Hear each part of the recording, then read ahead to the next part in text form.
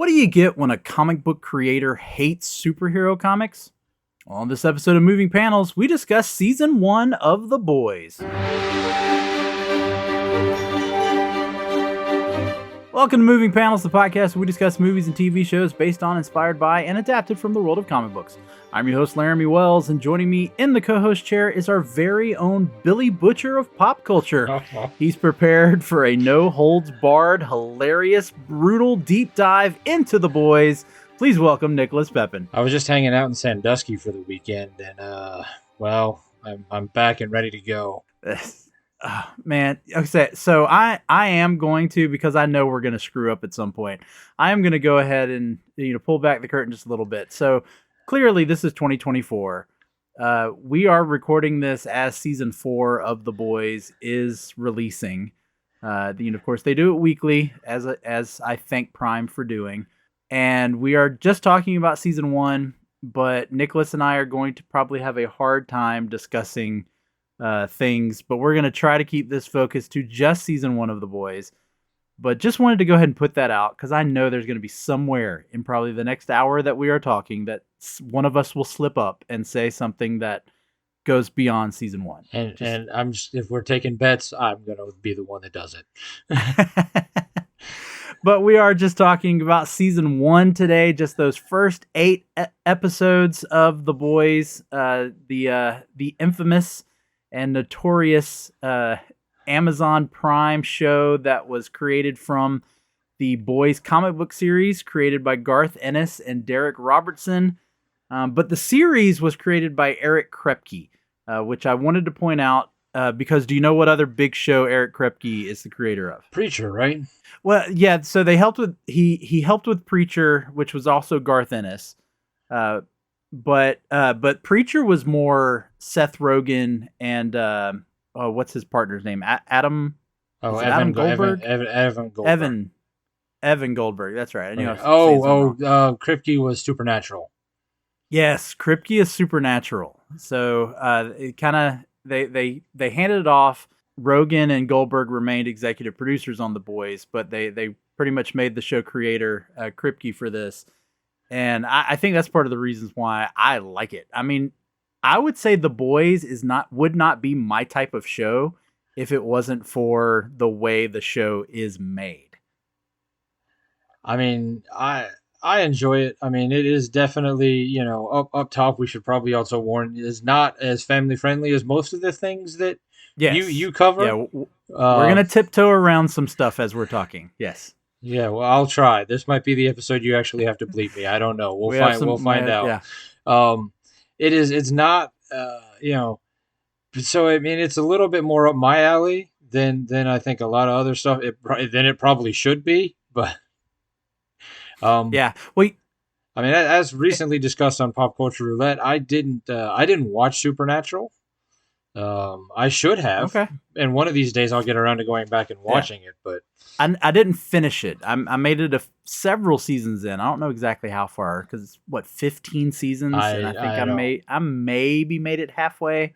Not that I didn't enjoy it. I think I probably got burnout from it, and just I'll pick it back up at some point. But you can also tell, at least more so in the first season. I mean, and we'll get there. If we, people like this episode, we'll do pre-seasons go further on. You can tell, at least in the first season, that Seth Rogen and Evan Goldberg had a lot more writing, or at least influence in the writing.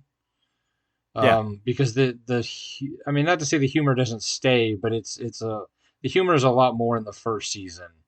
And yeah. Well, Seth Rogen even makes a cameo in season 1.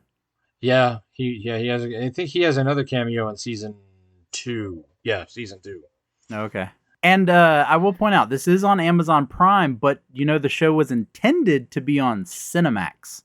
I mean, that makes sense. I mean, this is never a show that was going to make it to CBS. No. Well, you know what, you say that. Do you remember when Dexter actually made it to CBS? Okay, so recently I've come home from work and found the wife binging Dexter. She's never watched it before. And I have all the seasons on DVD. And she's like, well, how did you watch it? I'm like, well, oddly enough, when there was a writer's strike, not the one we just had, but the one like a decade or Yeah. well, like almost 2 decades ago at this point. They heavily edited Dexter and showed it on CBS for some reason. Yep. Yep. Now Bethany and I had already seen season 1, and then they brought it to CBS, and we were like, "How in the world are they going to do?" And we didn't watch it on CBS, so I don't know how. Obviously, it had to be heavily edited, but Well, we didn't. I watched like the first episode or two on CBS, and I was like, I enjoyed this enough, but I know it has to be better. So I went and bought the DVDs from back when Yeah. Best Buy used to be a thing. I mean, they're still a thing. They just don't really sell physical media anymore. Yeah, so, and I know we were going off the rail here talking about Dexter. I never finished Dexter. I never saw I don't know if I finished the final season or never even started the final season.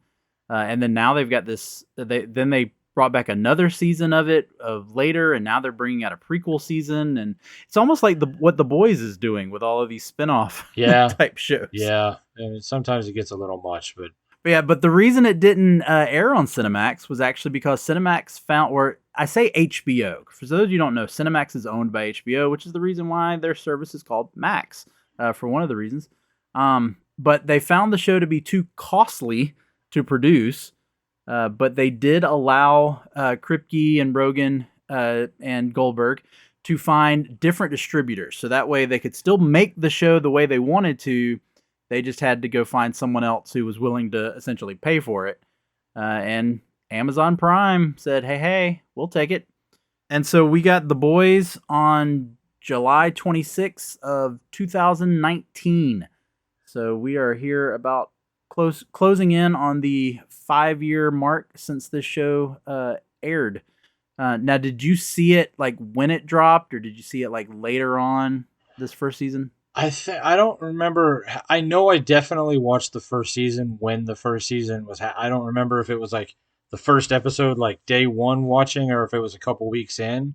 I I was aware of the comic book. I mean, I never read it. I mean, when I would go buy my books every week, like I saw it and I was like, oh, that kind of looks like Simon Pegg, or that kind of, like I was aware of it. And obviously, I knew who Garth Ennis is. I mean, he's one of the big names in comic book writing. But for whatever reason, I just never bought the book. I mean, it was one of those like I was like, man, I should, but I didn't get into it. So I was excited, and comic book stuff, especially like a little bit more of the hardcore, the dirtier stuff. Like oh, I'm interested in that. And so I definitely watched the first season when it was airing. Now, had you talked about being a fan of Garth Ennis, were you familiar with Preacher ahead of The Boys? Same thing with Preacher that I was with the. I had read the first issue or the first volume of Preacher before I saw the show. I didn't, but it wasn't like I had read a lot of Preacher, but it was another one of those like, yeah, all right, cool. I'm gonna watch that show because it looks cool, and I really enjoyed Preacher. I never finished Preacher. I need to figure out. Oh, I didn't either. I don't think I made it. I don't even think I finished season 1. Like that's another one I got to go back to. Yeah. But that was mainly due to a change in my my satellite provider and all, and I lost AMC, and then just never.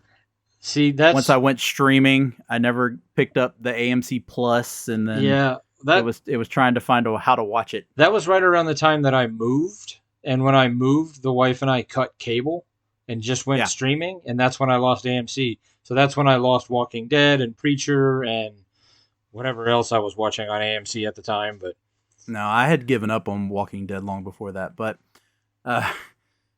so were you aware of kind of Garth Ennis just not being a fan of superheroes?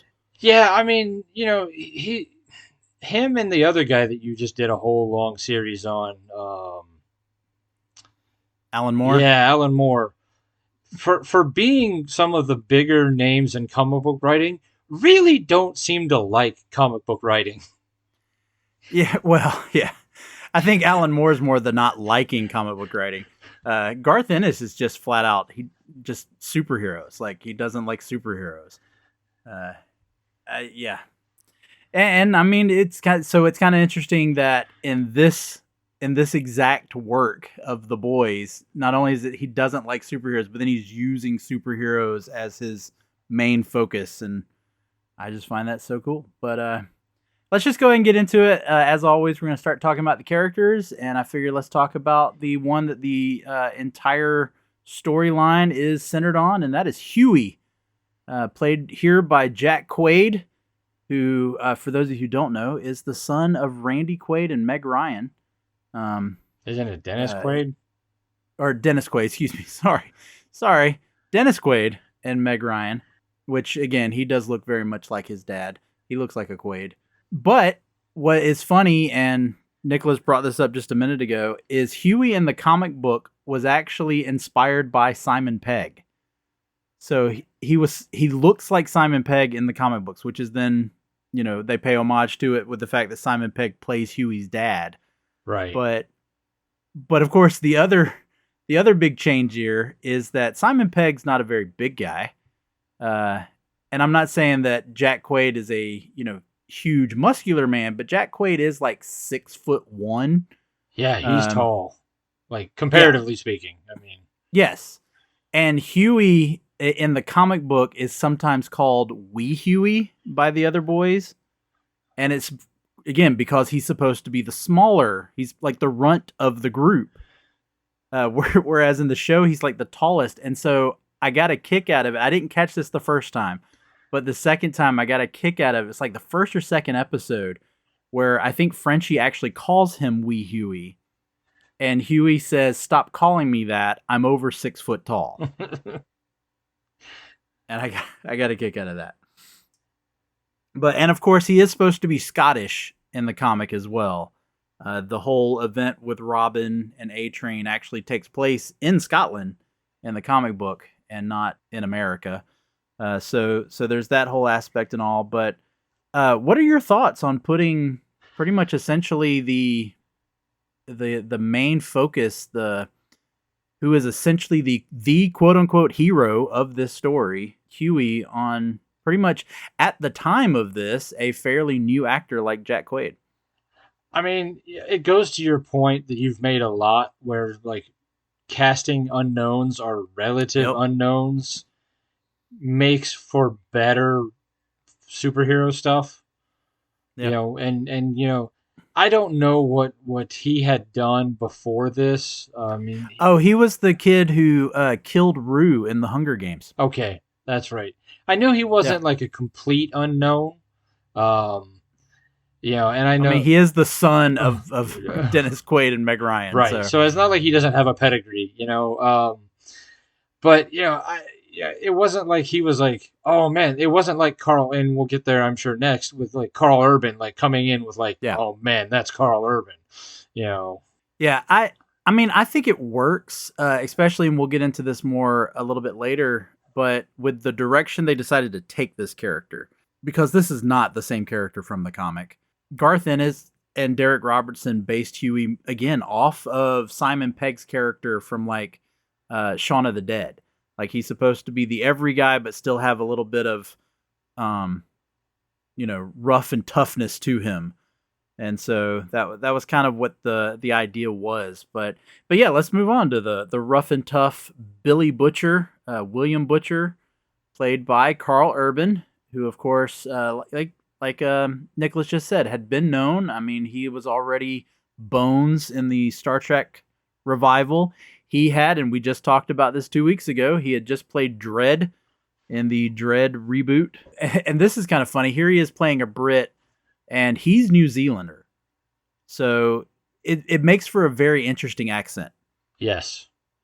There are times when you can hear it, but for the most part, like, it's just the things that he says are unrepeatable on your show.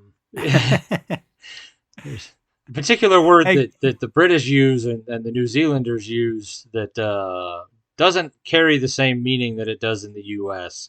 Or, I mean, it does, but it doesn't. Well, and that is very much the character, because in the comic, there's so much. There's even in the first few issues when Huey and Butcher get to know each other, there's even lines where Huey even says to Butcher, he was like, "Hey, is it real great that you're using these derogatory terms and all?" which is funny because in the comic, like I said, Huey is also, he's from Scotland. So they're both from the United Kingdom, from Great Britain. Uh, and so it's funny that you got one saying to the other one, like, this is probably inappropriate here in America to be saying these things. Yeah. Uh, I mean, but to go back now that I think making Huey maybe not so small, but like I think Jack Quaid brings a level of like an everyman character. I mean, yeah, even though he has, I'm not gonna say he's not. No, I mean, he's not average by any stretch of the imagination. I mean, look at who his mom is. I mean, yeah, but I mean, he brings kind of an everyman kind of like Bumble, at yeah, least at the beginning. yeah. And I like the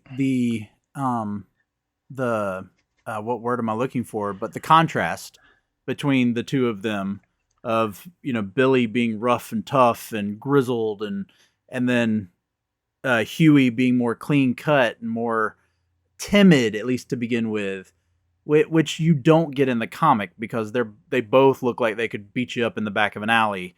Um, and actually it's vice versa in the comic because Huey actually has facial hair, but Butcher does not. Butcher is clean shaven in the comic book. Hmm. Butcher actually more resembles the Punisher. Like, he wears almost all black. He wears the black. Actually, all the boys wear black trench coats in what they consider like their uniform. Like, they even have a moment where they give Huey his black trench coat.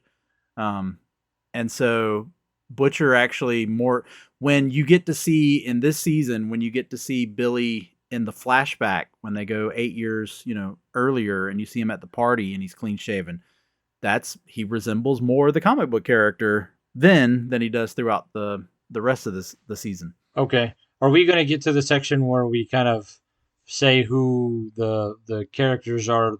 Oh, I mean, for absolutely. lack of a better word, parody of. Oh yeah. Okay. Yeah. All right. Yeah. Well, We can get, yeah. I'll hold my opinions till we get to that section then.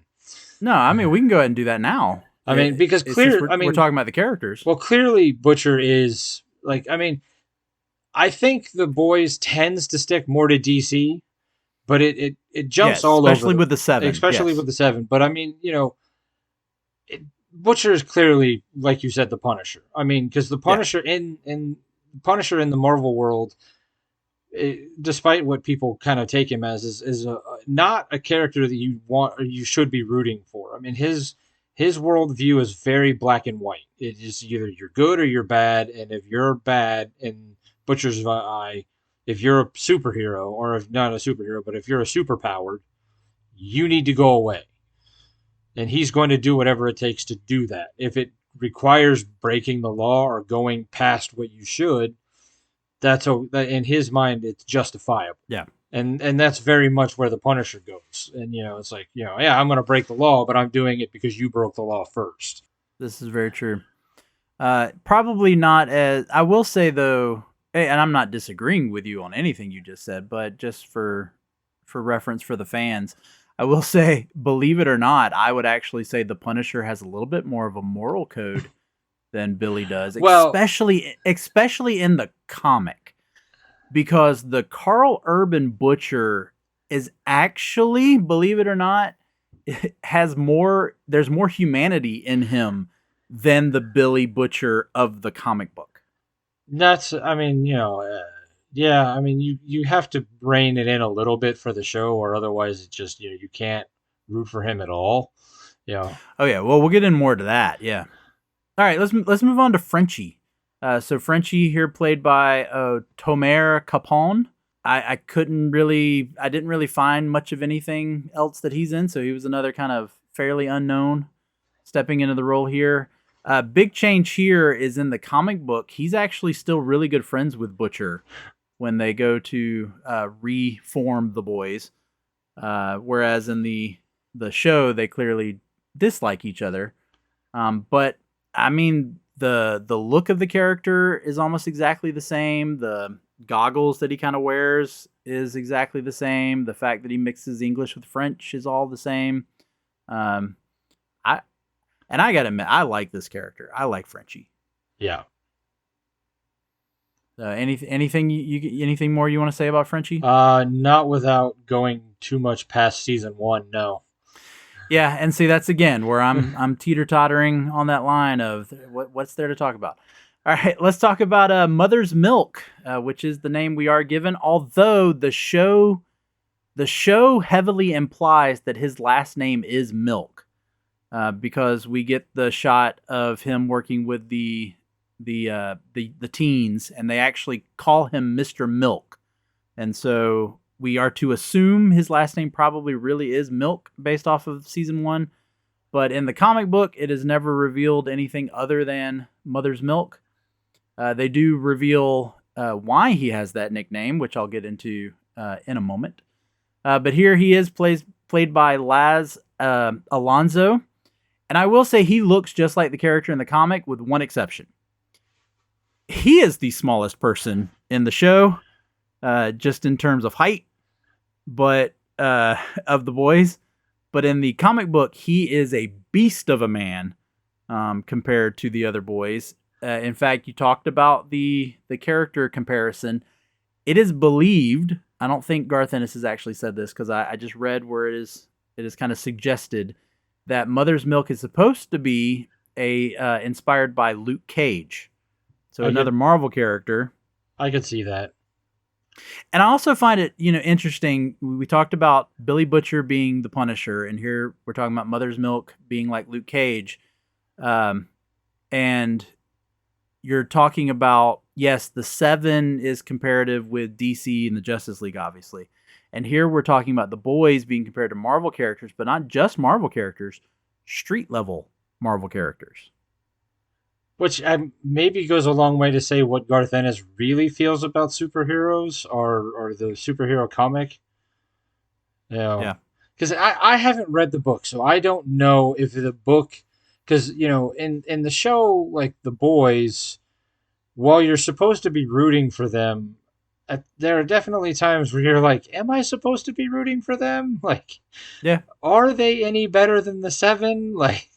Well, and that's a big point of fact in the comic. That's something that Huey deals with probably more so in the comic. And again, I have not read the entire run of the comic, but yeah, that is something that Huey deals with a little bit more. There's a lot more gray area when it comes to especially Billy. But when it comes to Mother's Milk, let me explain why he is more so Luke Cage than you would probably think just by watching the show. So in the comic, his name is from the fact... Oh, let's first talk about the show. The show, it's kind of implied that he's Mother's Milk because he's the one that kind of takes care of everybody. He makes sure that they have everything. He makes sure that everything is, planned and set. And he's kind of the protector of the group. In the comic, he's named Mother's Milk because it was the fact that when his mother was pregnant and then breastfeeding him, she was on Compound V. And so he actually has he was born with Compound V inside of him.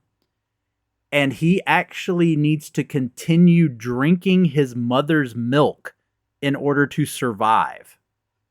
Yeah, I'm kind of glad they dropped that from the show. Yeah. Yeah, because that's a... Now, granted, they do kind of keep that going with the character with Homelander, who we haven't talked about yet, but... No. So in the comic books, Mother's Milk actually kind of has superpowers. Okay. He has a super strength. He has enhanced stamina. He ages slowly. And he has superhuman durability. So again, very much Luke Cage. Yeah. Yeah. So any other thoughts about Mother's Milk? I mean, no. I mean, he is probably one of my more favorite characters of all the show on the show, at least in the early season. Yeah. He's more level-headed than I think most of the other people. Yeah, I think he helps. I think each one of the characters do a good job of they're a certain, it's a well written. You can tell that Garth Ennis, especially with the way he built these characters, they each serve a very vital purpose to make the boys such a well a combined group, and well-oiled team, if you will. So I totally agree with that. And then let's move on to our final member of the boys, which is the female, who in the show we find out, and we do find out in season 1, that she is named Kamiko. Although that name was just for the show, she is just the female in the comics. Again, none of the boys really have real names except for Huey and Billy.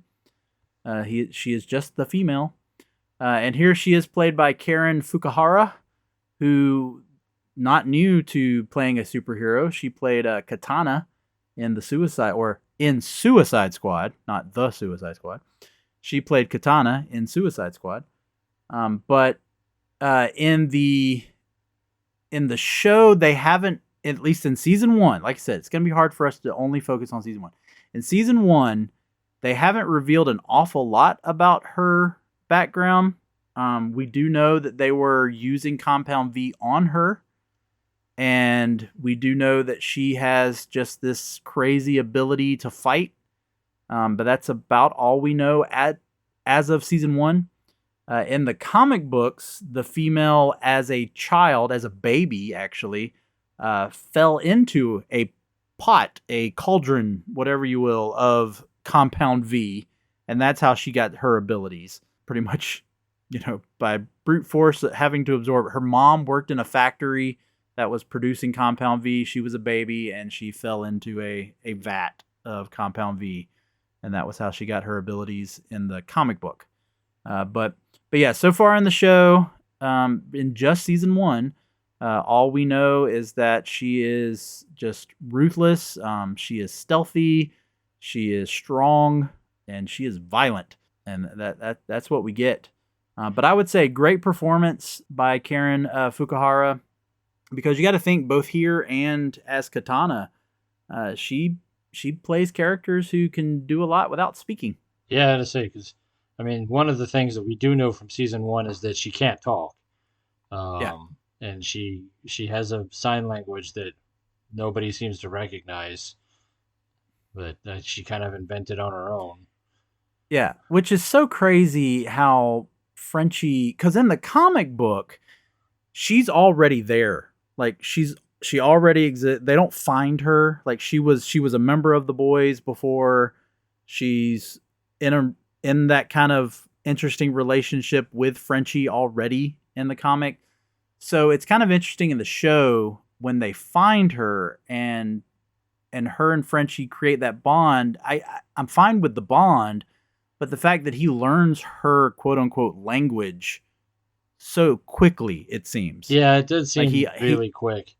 I know we're trying to stick to season 1, but I thought we found out one of the other things of her powers towards the end of season 1. So I'm going to go ahead and say it because I think I know what you're talking about. No, she is not killed in season 1. Okay. Yeah. And of course, anybody who knows what we're talking about, if you've seen other seasons, then we'll leave it there. But she is not killed in season 1. Okay. Yeah. So that hasn't happened. But yeah, no, all we see her do here is, of course, move really fast. There's the sneak up she does on A-Train, where I didn't catch this until the second time I watched it, where you actually see the little window above the door open in the background. And so that's how she crawled in. Oh. And then came up behind A-Train and broke his leg.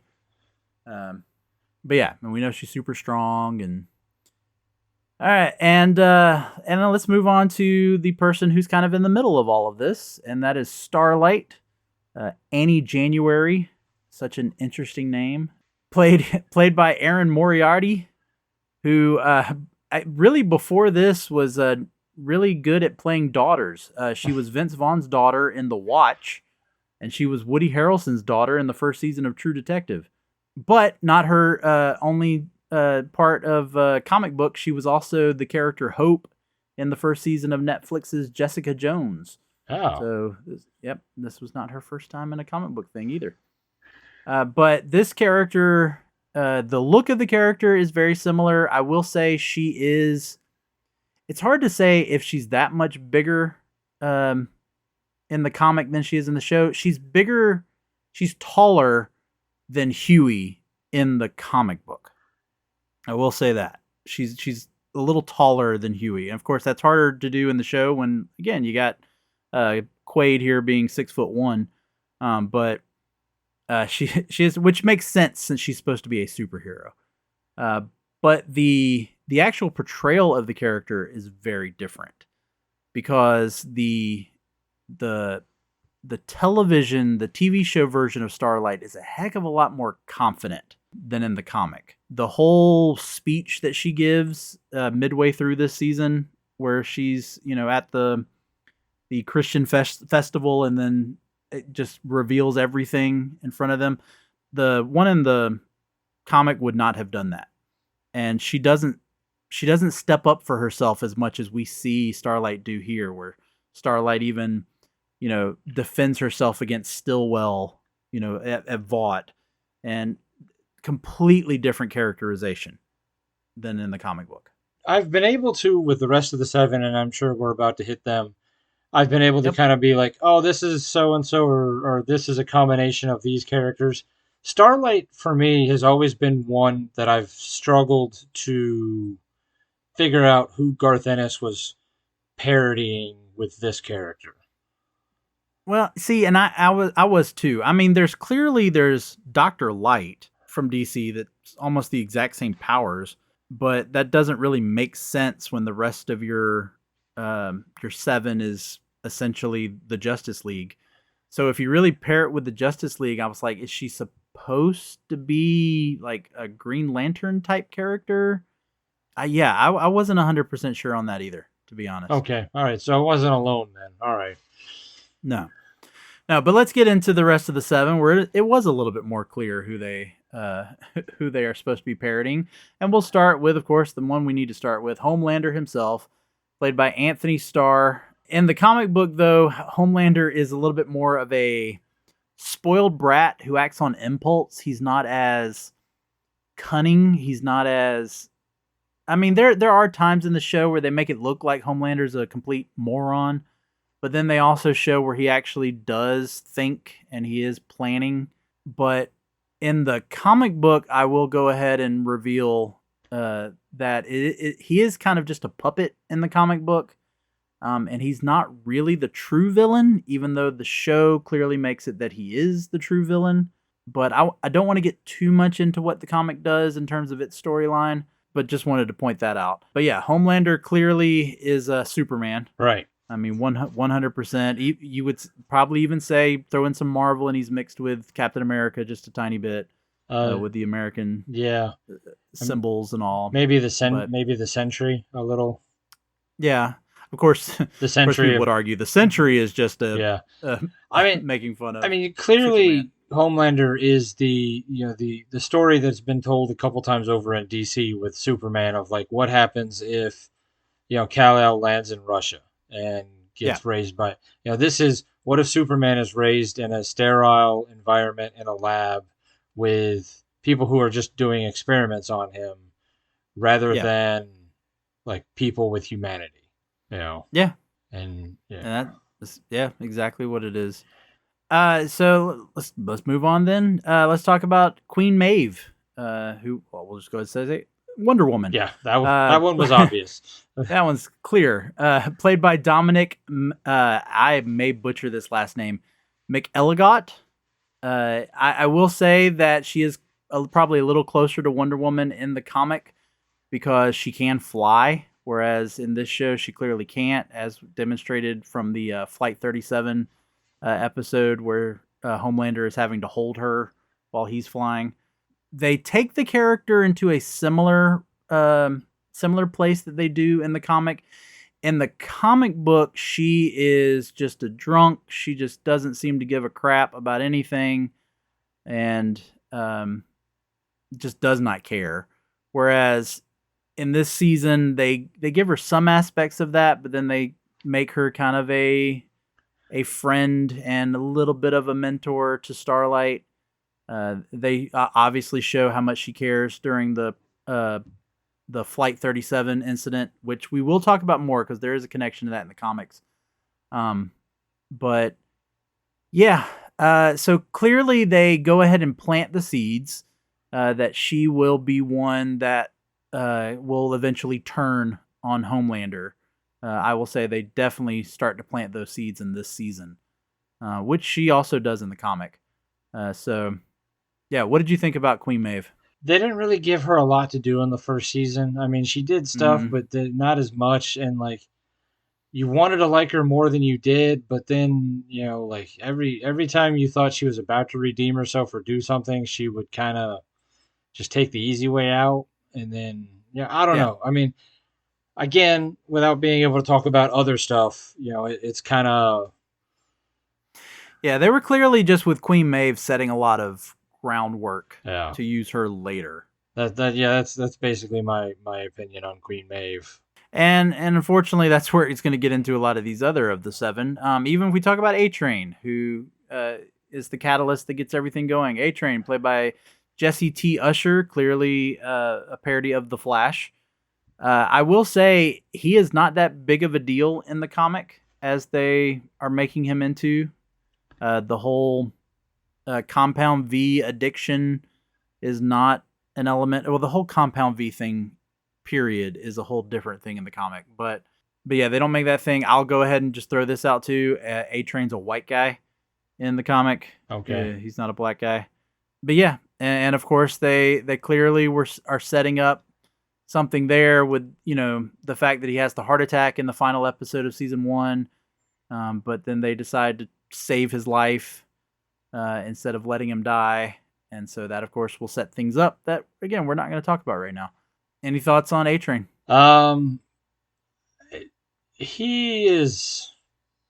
I mean, in terms of villainy, I mean, either through his compound V addiction or just his lack of like understanding or humanity, like he's up there with Homelander. I mean, it's just like obviously Homelander is worse, Yeah, but because of Homelander's power set, but like the level of like just I think with A-Train though it's more in his own personal like desire. And not saying that there's not that with Homelander, but I think with A-Train it's more of I just have to be better. I have to be more. And no matter what, like nothing can stop me from achieving what I want to achieve. And so that's why they have the story with his brother. And that's why they have the storyline with Pop Claw, especially there at the end when, Huey tells A-Train, I did not kill Plop Claw. And A-Train says, no, I did. He goes, but you forced me to. And it's that whole idea of A-Train does this. He's only thinking of himself. right, which is Yeah. what I'm saying. Like his ultimate failing isn't that like he wasn't raised wrong or raised right. It was just his level of selfishness is so much that he's willing to knowingly do the wrong thing just to make sure that he stays in the position that he's in. Yeah. And speaking of doing wrong, let's talk about the Deep. Uh, so, played by Chase Crawford. I will point out that obviously it's Aquaman, but I will point out that he is completely different than the comic book character. The comic book character wears a diving helmet to begin with. Looks like he's in the old fashioned, diving suit. And completely opposite of A-Train, the Deep is a black man in the comic book. Huh. But he is a very, very minor character, even more so than A-Train. If anything, of the 7 in the comic book, the Deep is actually the one who is the most like mature of the group, and he's the one that's more focused on the business side of everything, like how the merchandise is doing, which Translucent kind of brings up at like in one of the first episodes, Right. obviously one of the first episodes, but the Translucent brings up talking about the merchandising. That's the Deep in the comic. But it is crazy. Like you said, he is the more mature member of the 7 in the comic book, whereas here in the show, he is clearly the most immature Yeah, that's it. member I don't remember of the exactly Seven. why I made this note, but for episode 4, I wrote the Deep is kind of a moron. Um, Yeah, yeah, absolutely. he is an idiot. And I feel like Homelander is keeping him around just for like to feel better about himself. I don't know. Because I Yeah, mean no, the Deep can't get out of his own way. no, and they do kind of treat him as the joke, the way that Aquaman, was treated most of his career as a member of the Justice League. He's the one doing the, he's trying to make a big deal out of communicating with fish, and I love how every moment in season 1 where he's trying to save a fish, he ultimately just ends up causing that fish's death, Yeah. especially the one with the lobster in the supermarket. Like Oh, that was just so great. It is interesting to me though that they do try to have you feel a little sympathy for him with the moment with the woman in his apartment oh with his yeah. gills, which is just, that is just a scene I have a hard time just looking at. Whoever is the I didn't look it up. Whoever is the makeup artist in this, that those gills were something. Yeah. Yeah, yeah. No. I, that takes me back to another level of personal trauma, just not related to the show at all. I was driving between here and well, here being Milwaukee and DC, and I got trapped in Sandusky, Ohio for a weekend because my transmission blew up on my truck. So whenever I hear Sandusky, Ohio, I think of that terrible weekend. And I mean, that's to say, I think the Deep had a worse weekend or a worse time in Sandusky than I did. But Complete other side note. Have you ever noticed that the word Ohio looks like a tractor?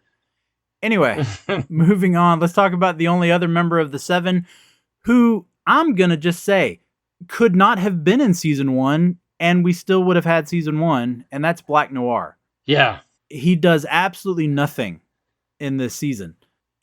I'll say he's played by Nathan Mitchell, although again, Black Noir doesn't talk and he doesn't do anything in this season other than sit down and play a piano at one point. yeah, and he Um, does have a fight with the female very briefly. They don't do a lot, and I think that's what made Black Noir, at least in the first season, so mysterious. Because like, here's this guy, like this, like Snake Eyes, like ninja, like hanging out yeah, in the that's what I was back. gonna say. Like, I I mean, was like, is he supposed to be Batman or is he supposed to be Snake Eyes because from GI I Joe? mean, they really wanted to push the Batman side of it because you had the Trinity and the Justice League, but most of the time I was just thinking that's Snake Eyes from GI Joe, which is really mixing the franchises. Yeah, It isn't until later that you find more about season 2 you get a lot more Black Noir, and then season 3 obviously season 3 you definitely. Yeah, definitely get some more, and then you haven't started season 4 yet, so there's some real interesting stuff going on there. But yeah, it's season 1. You're just kind of like, that one episode of The Simpsons where they start the fight with the Asian gangs, and like they have to go inside, and Homer's like, "But I haven't seen those two do anything yet." And like the whole season, you yeah, just are like waiting for Black Noir to do yeah, something. You're like, yeah. "He's so cool. When's he gonna do?" And then nothing happens. You're like, "Oh, No, yeah, yeah. So there's really nothing to Black Noir in this season, at least. And I guess we could go ahead and throw in Translucent here. I didn't even write down the actor's name who played Translucent. But it doesn't matter." yeah, the character was made up for the show. There is the other member of the Seven in the comic book is a alien-like character. He's clearly not alien, although they say his name is Jack from Jupiter. So clearly he's supposed to be Martian Manhunter in the comic book. Yeah, But in the comic book, he is like Jack from Jupiter. He looks alien, but he can't turn invisible. However, he does have impenetrable skin. And so they gave that aspect to Translucent, but I don't really know why they decided to go with the character Translucent and this character versus doing something that was maybe more similar to a Martian Manhunter type character. I don't know. yeah. I don't know. I did do a little research on the book. I didn't read it, but I did, and I read about Jack from Jupiter. and I understand entirely why they can't use that character in the show. Because in a Yeah, world of messed up characters and really pushing the envelope in what you're allowed to show on TV, yeah. in The Boys, Jack from Jupiter might be a step too far, like that they Yeah. just can't do. Uh, the only other person I feel like is worth talking about is, of course, Madeline Stillwell, played by the great 80s icon, especially Elizabeth Shue. This is another character made up for the show. She does not exist in the comic books. I do believe she is a replacement, though, for a character who is named James Stillwell, who is just in the comic book. He is a sociopath in the comic. So the characters are very different, but clearly they use the name. She's got a little bit more humanity to her than the comic book character does, because as she explains at the end of this season, she is terrified of Homelander. Whereas in the comic book, I can go ahead and tell you right, James Stillwell would spit in Homelander's face. Like, James Stillwell doesn't give a crap. But again, I've also revealed how Homelander's more not the actual villain of the comic. So there you go. Anything you want to say about Elizabeth Shue's character here? Not till we Madeline get to Stillwell? the interesting part about. I mean, it is. I mean, while she isn't afraid of Homelander, I mean, she is afraid of him, but she also isn't. Like, she has, for not having superpowers, at least Yeah. none that they talk about, and since she's very limited character, I would assume that she doesn't have powers. She seems to have a level of control over them Yeah. that is, not. Well, she essentially, reps their persona. She is the one who manages their identity. Yeah. So I mean, it's.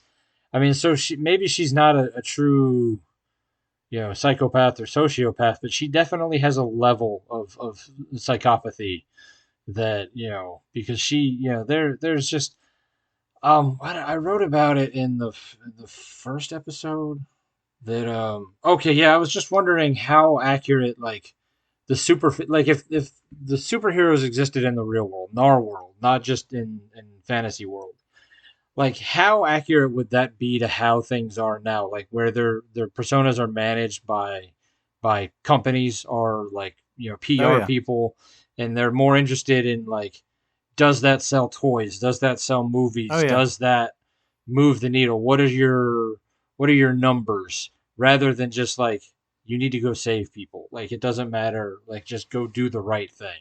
And that's definitely the underlining, theme that both Garth Ennis is kind of telling in his comic, and then the changes that Krepke made for the show is what they're talking about too. But let's go ahead and wrap up the conversation about the characters, and let me ask the question: who do you want to see again, and who do you wish would be vaporized by a baby? I would really just, I could do without the deep, even Yeah, even going forward into the stuff that we're, it just, I don't know, he's just such a nonsense character to me. I mean, I Aquaman, jokes notwithstanding, that Robot Chicken and what was that show Entourage made about Aquaman, hmm done in the right hands, aka James Wan with the first movie, can yeah, be cool, can be done yeah. well. Who I'd want to see again, I just, maybe, I guess, based on first season alone, Black Noir, because, Black like, Noir, yeah, like, yeah, because you're hundred really just percent. like, Yeah. I want to see what's he gonna do. He's What's gotta yeah, be, it's gonna be cool. yeah? What does he do? What's his superpower? That's what I want to know. Yeah, no, I'm definitely with you on the Black Noir based off this first season. Again, we are only talking about season one, because yeah, you there's even the meet when they have the meeting where it's just the five of them, and then Homelander reveals the boys, and of course Starlight finds out about Huey and all that. There's even the part where Homelander looks at Black Noir and he goes, "Not you. I trust you. Right. you're the Yeah. one person in this room." Like, why? Like, Right. why? Yeah. What is?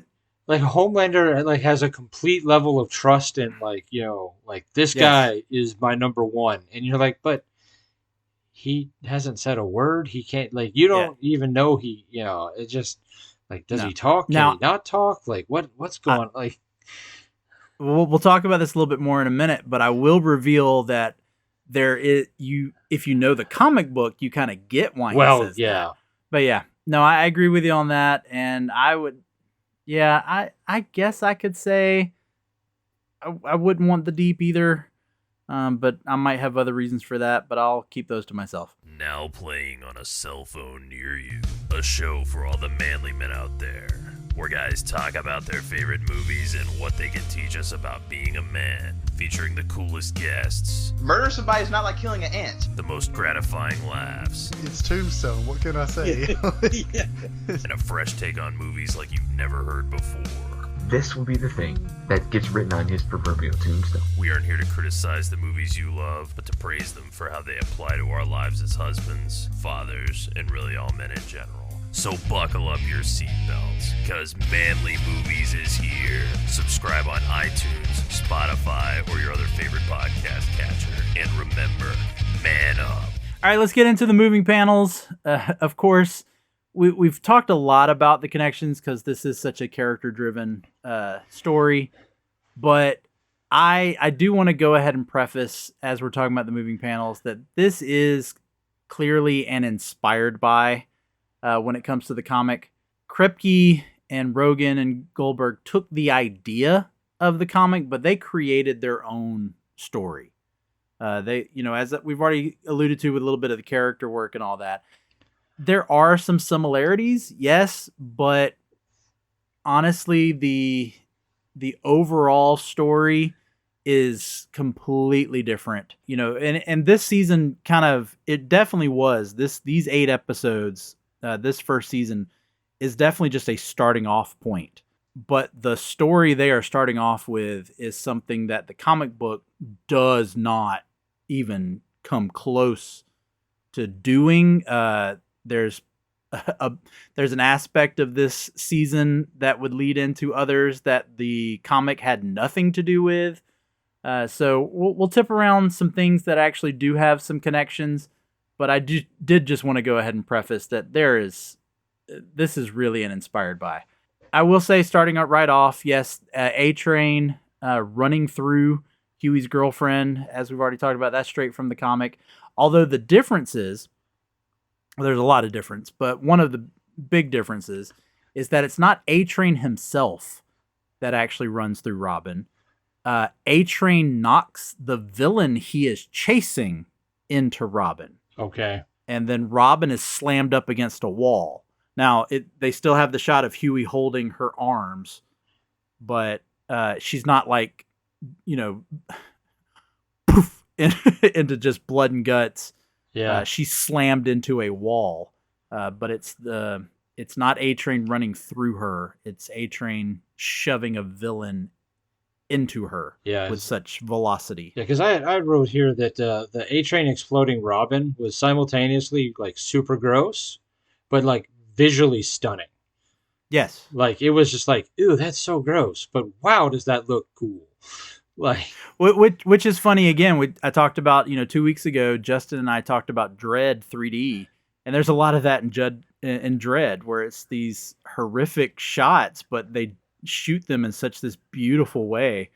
And yeah, that I will say this though, if you went into The Boys not knowing what to expect, that being the first thing that just slaps you across the face, that is something. Yeah, and again, not really knowing what The Boys were, like knowing it was a comic and knowing at least, like I had a general idea of like what the concept of The Boys were, and the fact that it was supposed to be a parody of, and I use the word parody because I don't have a better word. Yeah. I mean, satire. Yeah, something. Of Marvel and of DC, more DC political statement. Yeah. So I guess like being that was kind of really my first experience with The Boys, it was kind of like, all right, this is not what I expected, but I'm in. Like this is all right. Yeah. Let's see. And even right before that, the opening of Homelander and Maeve like taking down the bank robbers, like that was some really cool like imagery of like Maeve like dropping her shoulder and just like ripping through the armored truck. Like I mean, it was visual. And I can see why it cost, at least the first episode cost so much money. Like, Yeah, a lot of No, it's a great hook for a show. Yeah, and then moving on, Huey being asked to sign the papers by Vought, that happens in the comics, but in the comic, he flat out refuses the money. He signs them right then and there. Like when they come to his apartment, and there's actually like 3 or 4 guys who come to his apartment, and not just the one. Huey is more of in like still in a state of shock, but he just straight up says, yeah, whatever. He signs it, but he goes, but I don't want any money, and just refuses the money, which is actually in the comic the reason why Billy is interested in him, is because he's not interested in the money. So yeah, that all happens. Okay, I gotta talk about it because it's in the comic, and that's what I do on this show. So let's talk about Starlight's initiation. So in the show, it is her and the Deep. That's not how it plays out in the comic. In the comic, the Deep is not involved in her, again, I'm going to call it her initiation. It is her... Assault? Go ahead. Assault? Yeah. Again, I'm trying to be as moving panels friendly as I can be here. It is an assault, and I don't mean to take light on such a matter. But in the comic book, it's Homelander, and Homelander drops his pants. She cannot believe it's happening. She goes to run away, and she runs into A-Train and Black Noir, and she starts talking about something's wrong with Homelander. He's probably been taken over by, and she names some, like, I guess, aliens or some villains that the Seven have faced before that I guess have mind control powers or something. And she turns back, and both A-Train and Black Noir both have their pants down. And which I will go ahead and say that it is revealed in the comic book, right in this very first issue, that Black Noir is a white guy. And so, yeah, it is all 3 of them in the comic book. Okay. I will say I am glad they didn't go that route in the show. It's bad enough to show that this happened to this young lady in what is essentially her dream job. I do think that with the character of the Deep, it was probably the best character to do it with, because he's the character that you could just throw out and it wouldn't affect the story all that much, right, the way they did. But yeah, to the way that Garth Ennis did it in the comic with all 3 of them doing it just makes it that much worse, in my opinion. Yeah, absolutely. She does still have the moment in the bathroom, just like they do in the show, and then she runs into Maeve. Of course, the big difference here, as I've already talked about with the character, is Maeve is a lot meaner to her in the comic. Pretty much just says, I don't remember the exact wording, but pretty much just says, just shut up and move on, and then just leaves her there. It's a powerful moment of the show, and it more so was impactful. And we'll probably talk about this more as we're talking about the show and the way the show plays out. But I think with the show coming out in 2019, the Me Too movement being a big thing at the time, I think this was having that scene and then having Starlight's moment later where she just says, nope, I'm not going to keep this secret anymore, and just explains everything in public. I think that was a really good thing, though, for the show to do with the cultural climate that existed at the time.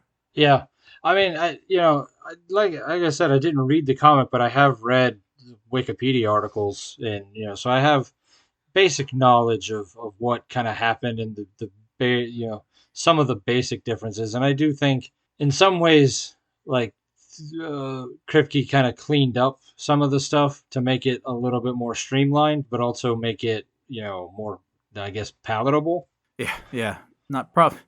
it's hard to give a word for that moment. But yes, I guess you could give it to that.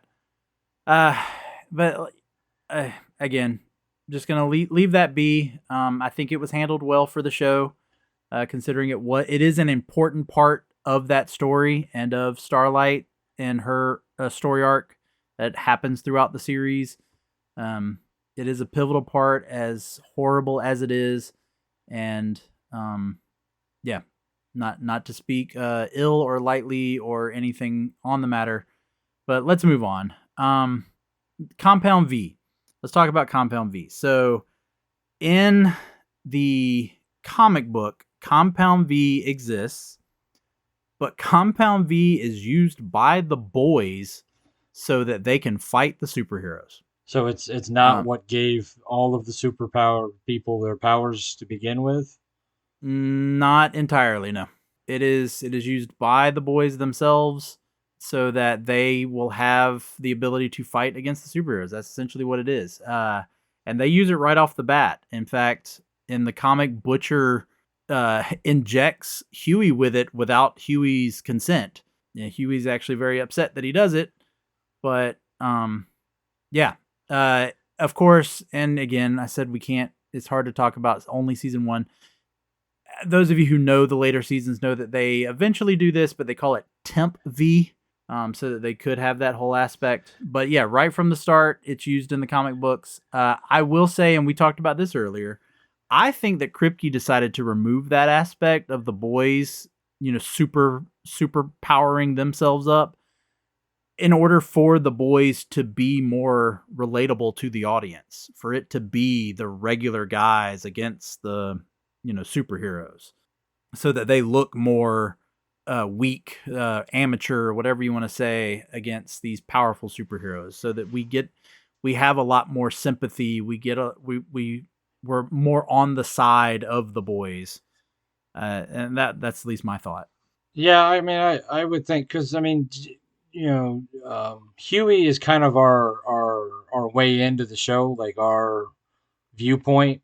He's the character that we're supposed to follow, and for the most of the first season, he is kind of the focus.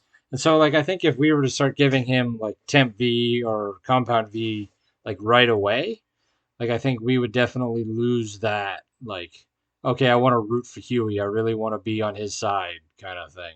Yeah, and of course Huey is the main focus of the comic as well. But yeah, I think if you were to all of a sudden make it so that, because we talked about, Mother's Milk having powers himself. Of course, the female has powers. In the comic book, Frenchie is just like, when we're first introduced to Frenchie in the comics, like, he just attacks 2 guys in a coffee shop for just saying something about his accent. So I think making them a little bit more grounded, and then not giving them the powers just does allow us to side a little bit more and give us a reason to really want to watch the show, in my opinion. And let's talk about Vought. So in the comic book, it is clear from the beginning that Vought is the ultimate bad guy. That's not as clear in the comic book. Vaught's a little bit more, pulling the strings from the background for a good chunk of the comic. So they're not as big to the story. But let's go ahead and get into this, because I got more I want to talk about when it comes to the connections. But Grant Ennis was clearly just talking about superhero comics when he was writing The Boys, and it was his his editorial, if you will, on his thoughts on superhero comics. It is so clear that Kripke is trying to give his view on superhero movies. Yes. Not just movies, like the superhero culture in general. Yeah, agreed. Yeah. All the stuff with the MCU, with I mean, there's jokes that take stabs at MCU stuff. There's jokes that take stabs at Snyderverse and Snyder Cut stuff. Yeah, and I think as we talked about with the Me Too movement, I think that Kripke, at least with, and again, we're going to talk about more going past season 1, but as the show has gone on, Kripke has adjusted the show to be, up with the culture. You can only go so far making fun of the MCU and all that. You got to move on to something else. And so he does start to move on a little bit more to, you hit the corporation stuff, and then you start moving a little bit more into social media and how social media affects the way people perceive things. And then eventually you get into politics and how politics perceives things and affects things. And I think that making Vought a main focus of the show right off the bat helped so much, being able to transition the show to be able to do all that stuff. And the thing that it's always struck me, and maybe I've just read too much into it, but the thing that I've always thought of with Vought is that, like, because Vought is this like multi-diverse company of, like, it's into making movies, and it's into this and it's into that, like, it's being aired on one of the things that Vought clearly is making fun of, Amazon. Yeah. And so Amazon either has a really good sense of humor or really isn't paying attention to what they're doing. I don't know. Sometimes I like when a company is willing to allow its own product to make fun of itself. Yeah. Like I do. I think I actually have some respect when they do that. Let's go ahead and wrap up a few other things. So, did you know that Butcher is supposed to have a dog? Yeah, when does that? Is that not? No, that's season 2, isn't it? So in the comic book, Butcher has a dog. He is a member of the boys in the comic book. His name is Terror, and they go ahead and do a nod to him very quickly when Huey gets into the car and he sees the back seat. He sees the dog toys, and he says, "Do you have a dog?" And Butcher says, "No." And then later we see Butcher get out of bed, and there's an empty dog cage in the corner. But then later we actually see Terror when we in the dream that Butcher is having about Becky at the beginning of episode 4. We actually see Terror in their house. So just wanted to throw that out there. In the there's and the Pop Claw is a character. I didn't mention her back in the character thing. Pop Claw is a character from the comics. She's a member of the group, the Teenage Kicks, just like A-Train is supposed to have been a member of. But the relationship between A-Train and Pop Claw is completely made up for the show. And I don't think A-Train was a member of Teenage Kicks in the comic. In fact, I don't think A-Train and Pop Claw ever, as far as we know, have a scene with each other in the comic books. I want to talk about Huey's first kill. So obviously in the comic, it is Translucent that he blows up with the bomb shoved up his back quarters. In the comic book, the boys face off against Teenage Kicks, the entire group. And of course, like I said, the boys have superpowers. But Huey has never used his abilities before and doesn't quite know exactly what he can do. And so when he is attacked by a character who I am just going to go ahead and say his name, the character in the comics called the Blarney Cock, Huey punches straight through his chest and kills him. So that was Huey's first kill in the comic. Just punches through a dude. Okay. Yeah. So which one do you think you would have liked better? I think I like the translucent one better, because I mean that was kind of not necessarily an accident, but like them working out how to do it and like how to figure out how to kind of control and that fight between Butcher and Translucent. Yeah, in the electronics, electronic shop. Yeah, that first episode just was him. Yeah, Butcher spitting the blood onto Translucent in order to see him. Yeah, genius. Oh, I mean, just that whole episode of just the way it started and the way it ended, just this like just brilliant TV making. Yeah. Also, as I talked about earlier, there is the plane scene, which is a horrible scene to watch, especially with the fact that they show the little girl. I will say it is. You might argue it's worse in the comic book, because it is Garth Ennis did not hold back. The plane that they intercept in the comic book is one of the planes headed towards the Twin Towers on September 11th. Oh. It is a similar outcome. They do kill the terrorists, but they cannot stop the plane from crashing. The difference is that instead of crashing into the Twin Towers, the plane crashes into the Brooklyn Bridge. That's the difference in the comic book. I am so glad that Kripke decided not to do anything September 11th related. Yeah, I mean, it was probably too close already. Yeah, I mean, it's a hard scene to watch. It really is. It is actually that moment when they go back and tell that story in the comic. It is actually that moment that sends Queen Maeve into her spiral with depression and alcoholism, and creates the version of her that you get in the main story. You know, the reason why she's always drinking, the reason why she's always angry and mean.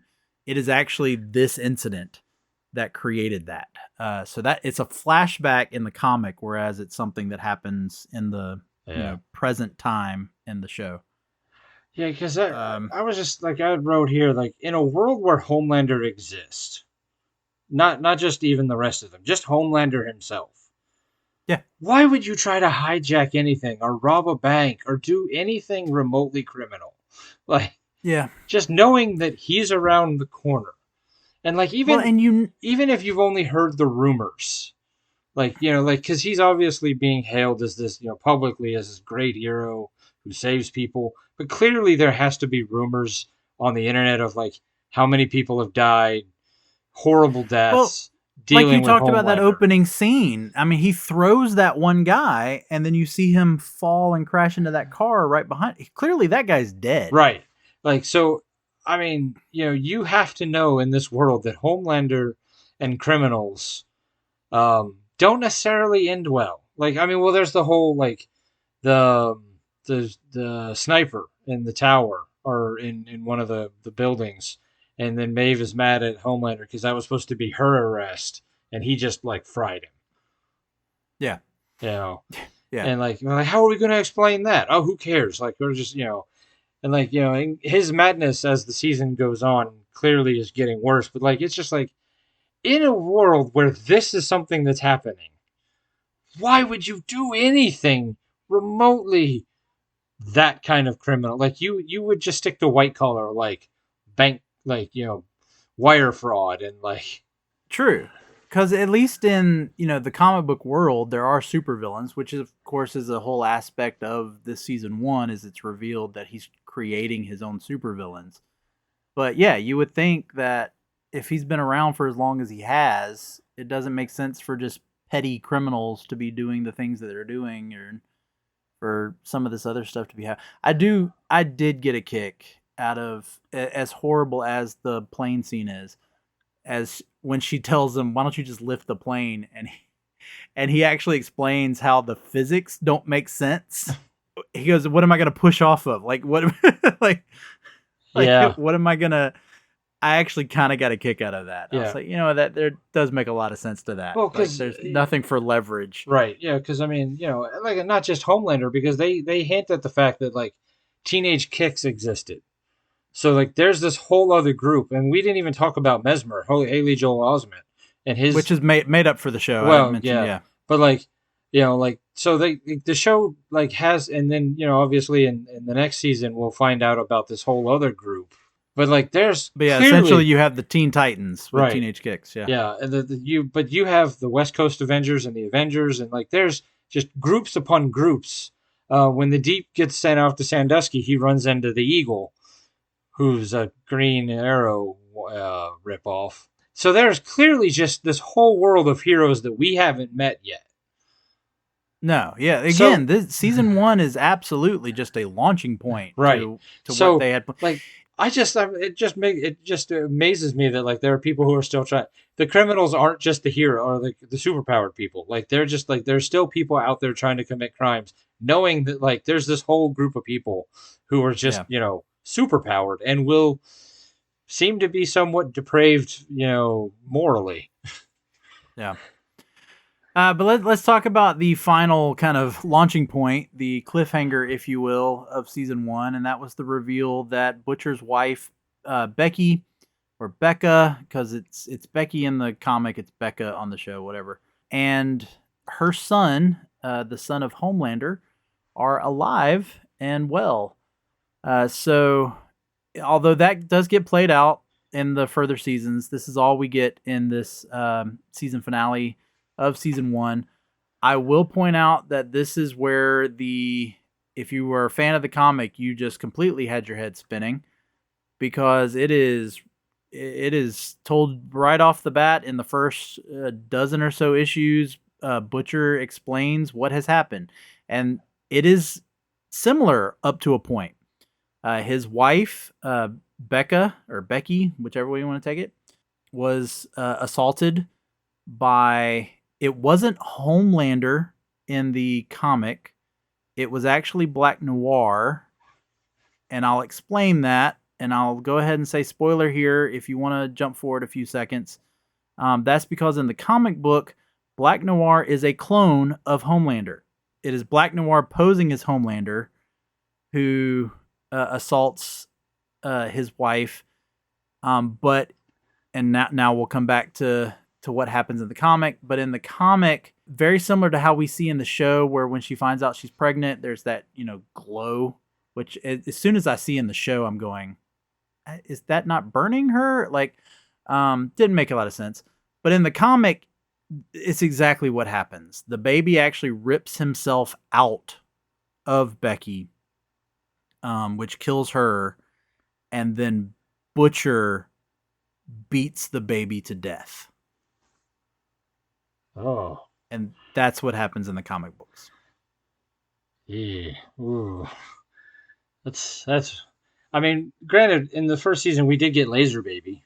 Which like there is in the comic where when Butcher is attacking the baby does, if I remember right, the baby does launch some laser beams at Butcher. But yeah, in the comic book, Butcher beats the baby to death. So there is no Becky. There is no. We'll find out later. His name's Ryan. There is no Ryan in the comic. She dies in childbirth, like Homelander is told originally, and the baby does not survive. Butcher himself kills the baby. Yeah, no, that's rough. That's rough. Mm-hmm. Yup. So yeah, so that was a complete 180 from the comic when it came to the show.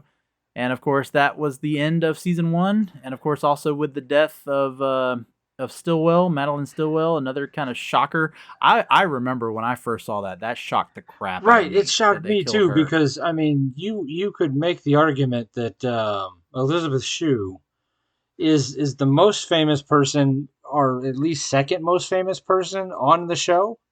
Yeah. I mean, it depends on where your level with Carl Urban is. I mean, like, ultimately, I think Elizabeth Shue is probably more famous than Carl Urban, but, like, at that point in their careers, like, it's, and so to have them be, like, like, setting her up to be, like, the leader of Vought and kind of in charge and almost a Lex Luthor type. Yeah, then Stan Edgar shows up with Giancarlo Esposito, but, Yeah, and then I didn't even mention the fact that, hey, look, here's Giancarlo Esposito in a random cameo in the final episode. Right. So yeah, that's another. So, but yeah, to set that up, like to have her kind of be the overarching, and then be like, hey, the most famous person in the show? Yeah, Homelander just burned her head off. It was kind of in front of her baby. Yeah, which even knowing that was about to happen, like still like watching it for the first time in like 5 years, you're like, I can't believe they did that. Can we also talk about how they do not let you know whether or not the baby dies in the explosion? No, they don't. They do kind of in future seasons. Yeah, but I'm talking Yeah, about in this yeah, in episode. that episode. Yeah, they definitely do a lot of things that you wouldn't necessarily do normally in a show. They kind of break a lot of rules, like killing the most famous person in the show in the first season. Yeah, and I think that is a great segue into our final decision: bag it, stack it, or trade it. So continue your thoughts there of how this show impacts you, and I give mean, us your thoughts. you go back to the first episode where it starts with like the super heroic, and I mean, you have to watch it like more than once to catch some of the stuff where you're like, oh wait, Homelander isn't necessarily heroic. Like, while he's tossing the guy out and killing the guy, like but the Yeah, the starting of that, and then A Train blowing up the girlfriend, and then that reveal at the end of the first episode where you find out like maybe Butcher isn't the good guy, or and then you find out that Homelander really isn't the good guy. yeah, Um, that first episode is just like, for a pilot episode, like darn near perfection. Um, and then that first season just does a really good job of kind of introducing the characters, building up, and not just doing a launching like because I mean you could have really failed at the rest of the season with only just introducing character after character and setting up storyline for future season, but having enough that it was interesting and having a storyline in the first season while at the same time still setting up future stuff. So I mean, if we're to that point where the decision, I'm going straight bag it. okay, I'm putting this one on the wall. yeah. Uh, I wrestled with this one. I really did. Um, because it's tough for me because as we talked right off the bat, this isn't really a show that is my cup of tea right off the bat. I do enjoy the show. It's not one that I am going to really want to just watch, again and again, which is what I typically like about superhero stuff and comic book stuff. Because this was only my second time watching through season 1 since it originally dropped. Um, yeah. Again, I don't know. I'm not gonna say it has anything to do with the fact that it is making fun clearly of Superman and the Justice League. That doesn't matter to me. I'm fine with you making fun of them. I think it's just the context and the level. The show is just it's a little too violent, too graphic, and sometimes I do think that it does that just for the sake of the violence or the graphic. But I'm also, when I look back at season one is in itself so much more tame than future seasons. Yes. So I have to give it that. But I then go back to what I have said throughout this episode. Season 1 is just a foundation for the later seasons. Season 1 is just a setup for the later seasons. If honestly season 1 was not the hit that it was, season 1 would be forgettable, in my opinion. Yeah, the first episode is a huge hook. It is a great episode. It is one that gets you wanting to watch the rest. I will totally agree with that. But then after the 8 episodes, when all that happens in season 8, really nothing is resolved. And it's just like, okay, now what? What happens now? Because we don't find anything out. And it is for that reason that since I'm only focused on season 1, that I'm putting it at a stack it. I think without furthering the story as they would do with the seasons that would come after, I think season 1 itself holds as a stack it for me. Okay. I mean, valid points. I know with you having 2 smaller children in the house that it's a little harder to watch stuff like this. Yeah. And I mean, I'm not gonna say this is something that I'm gonna like throw on all the time and rewatch. Some of it is really hard to watch. Absolutely. I haven't like you. I hadn't rewatched this since the first time I watched it. But I don't tend to rewatch a lot of stuff anyway. I will rewatch movies, but TV, like pretty much once I've watched it, I'm done. Like moving on. Yeah, I could see that.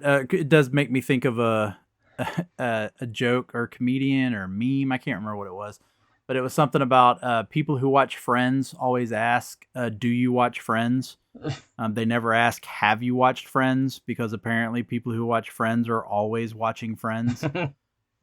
So it's that I can agree with what you're saying. When it comes to a TV show, it's a little different. I will say though, with 8 episodes, you could watch this in just a sitting or two and get through it. But yeah, and again, I'm having a hard time separating it from other seasons, but I'm just thinking about other episodes and other seasons that I'm like, I don't even know if when I go back to do this to cover it for this show, if I'm really going to want to watch that episode again. Okay. So we'll see when that bridge comes, but we'll go ahead and wrap things up here. I will recommend though, the comic is a very good read. It's a very quick read. I am interested in reading through the entire series.